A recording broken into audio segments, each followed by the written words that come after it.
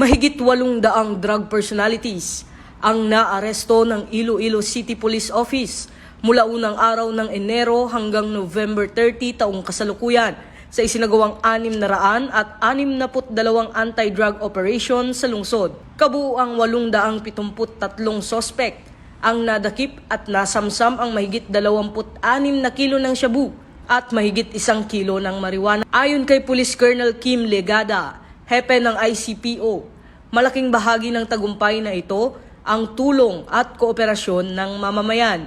Sa datos ng ICPO, kabilang sa mga naaresto ang 261 high-value individual, 573 street-level individual, 20 wanted persons at 14 na menor de edad.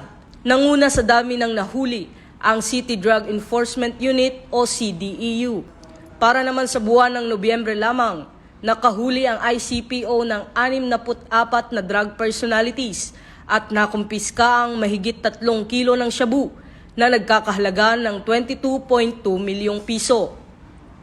Samantala sa magkakahiwalay na operasyon, 415 wanted persons din ang naaresto sa lungsod mula Enero hanggang Nobyembre.